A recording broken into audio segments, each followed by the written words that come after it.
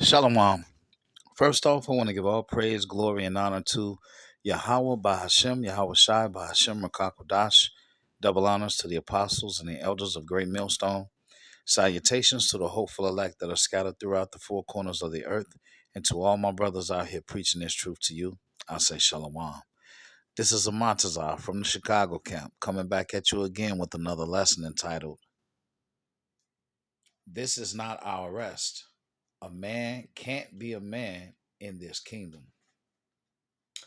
This lesson was inspired. I was going through YouTube and I saw this big nose Northern Kingdom. I think this bride is Northern Kingdom. Sounds that way. But I saw this big nose Northern Kingdom. Um, she did a little video where she says she can't stand when men sleep in.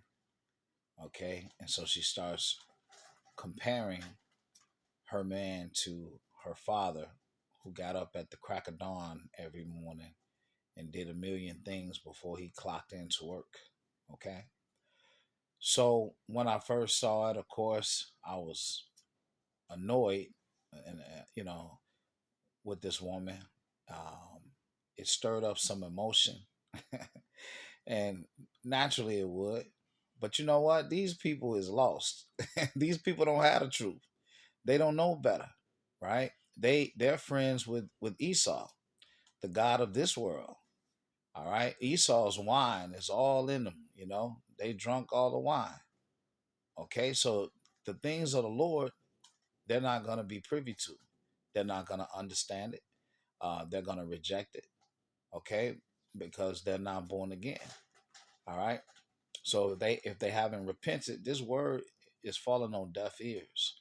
Okay. But to you who are listening, okay, to you who had a spirit of truth, this will be edification because our women, we operate our women operate completely different.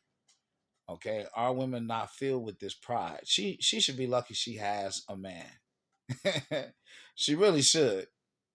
Okay, she ain't that all that cute. All right, especially to be having her mouth open about a man. Okay, that's providing.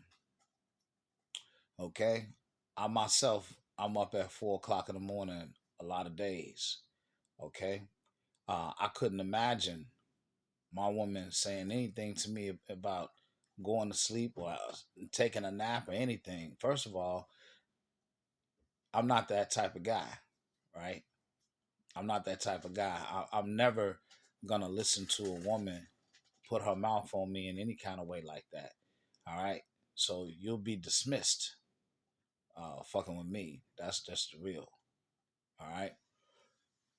So anyway, when I first caught the video, it was outside of this guy, Ace Nate. Okay, but then when I was looking for it again, I saw that he had uploaded it as well, and he did a commentary on it. So you could check that out, Ace Nate, um, to try to listen to this big nose Northern Kingdom. Anyway, let's get into the scriptures. All right, so as I said before, our women don't act like this because we got the scriptures. Okay. So let's look at the word woman. All right. In the etymology online, the definition of a woman, adult female human, late Old English women, women, plural, women, literally woman, man, alteration of with man, plural, with man, woman, female servant. Okay, a compound of with woman plus man, human being, in Old English used in reference to both sexes. Okay, wife, literally woman, man. All right, but let's not miss the point. All right, a woman is a female servant. That's what your woman is. Your woman is your servant. The Lord said He was going to make a helpmeet for Adam. a helpmeet. All right. And the scriptures also prove it. So that's first off. So your servant can't be laying in the bed talking about you sleeping. That makes no sense. A woman is a possession. That means that she belongs to you. Okay? You don't belong to her. She belongs to you. Okay? So how can the thing that belongs to someone else try to check him or try to tell him what he's supposed to be doing? It's completely out of pocket. And let's look at the scriptures to prove it. So first off, Micah 2:10 says, "Arise ye and depart, for this is not your rest, because it is polluted. It shall destroy you even with a sore destruction." Okay, so this kingdom right here around by Esau, Edom, is completely polluted. All right, and it's nothing that's going to edify at all. It's going to tear you down in every way. All right, it's going to tear you down mentally, spiritually, and physically. Okay, all the morality, all of the morals, um, the so-called wisdom, okay, the so-called knowledge, the expectations of this society. These women are not women anymore. Okay, so this is not our rest. This is Micah 7:9. Okay, because these women are our enemies. It says, "I will bear the indignation of the Lord Yahweh because I have sinned against him, until he plead my cause and execute judgment for me. He will bring me forth to the light, and I shall behold his righteousness. Then she that is my enemy shall see it, and shame shall cover her, which said unto me, Where is the Lord Yahweh thy power? My eyes shall behold her. Now shall she be trodden down as the mire of the street." Okay? So these are unbelieving, okay, unquickened women are going to be as the mire in the street. Okay? 1 Corinthians 14:37. This is the Apostle Paul speaking. He says, "If any man think himself to be a prophet or spiritual, let him acknowledge that the things that I write unto you are the commandments of the Lord." All right, so let's see what he wrote. 1 Timothy 5:14 says, "I will therefore that the young women marry, bear children, guide the house, and give none occasion to the adversary to speak reproachfully." And that's exactly what this woman is doing. Okay. She's given occasion to the adversary, all right, to speak reproachfully.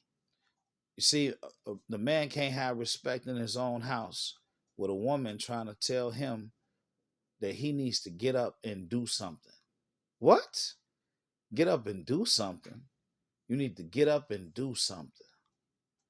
Okay? He could be working all week, getting up at 4 o'clock every morning. All right. And now it's the weekend. It's time he gonna sleep in. And she got the audacity while she's still wrapped up in a robe and in some covers to say what he needs to be doing. See, this whole kingdom is all out of order. All right, because a woman should never feel that she should have the say so or the right to say something to a man like that. This is Colossians 3:16.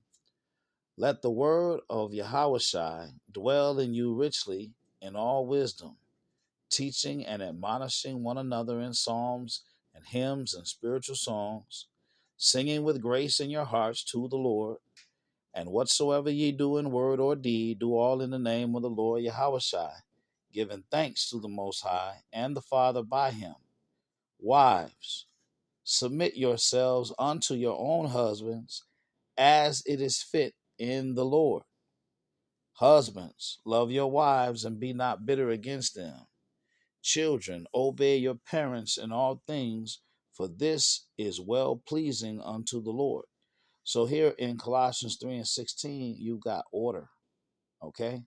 You got understanding and order being given out. All right? It's telling the wives to submit themselves unto their own husband. It says, as it is fit in the Lord. And husband, love your wives and be not bitter against them. Why does it say be not bitter against them?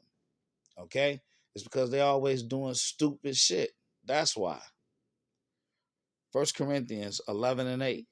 For the man is not of the woman, but the woman of the man. Neither was the man created for the woman, but the woman for the man.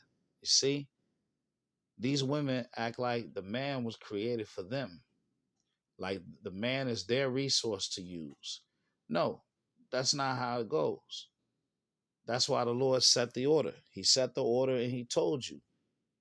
He said the man wasn't created for the woman, but the woman was created for the man.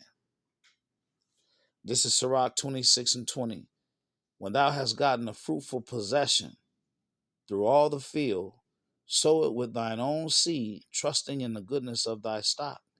So thy race which thou leavest shall be magnified, having the confidence of their good descent. All right. So that fruitful possession is a woman. Sirach 36:24. He that getteth a wife beginneth a possession, a help like unto himself, and a pillar of rest. Where no hedge is, there the possession is spoiled.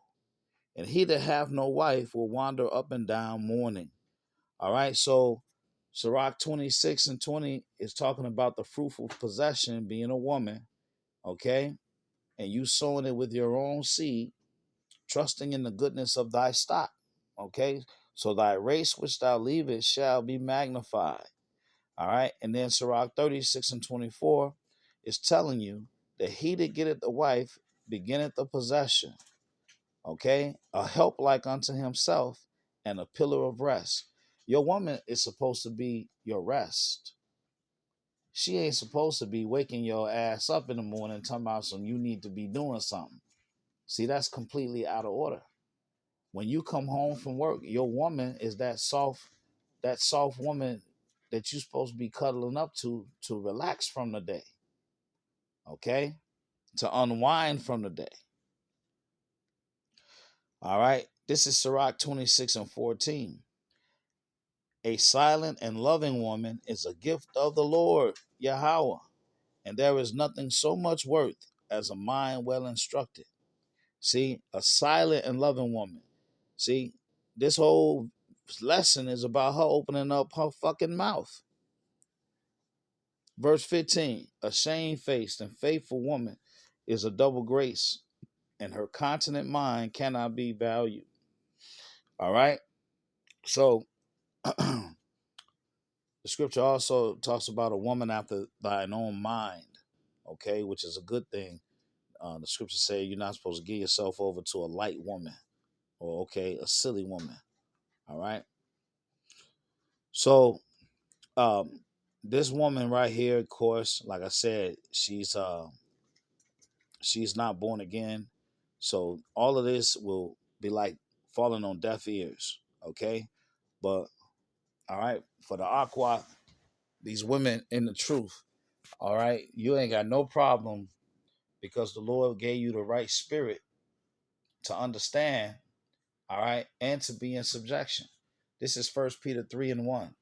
Likewise, ye wives, be in subjection to your own husbands, that if any obey not the word, they also may, without the word, be won by the conversation of the wives. And that conversation goes into conduct. Verse 2, while they behold your chaste conversation coupled with fear, whose adorning, let it not be that outward adorning of plaiting the hair and of wearing of gold or of putting on of apparel, but let it be the hidden man of the heart, and that which is not corruptible, even the ornament of a meek and quiet spirit, which is in the sight of the Most High a great price. Okay, so the woman that we see in the thumbnail, she doesn't have a meek and quiet spirit. Okay, and she has a contentious spirit. Okay, a spirit where she thinks she could tell a man what to do.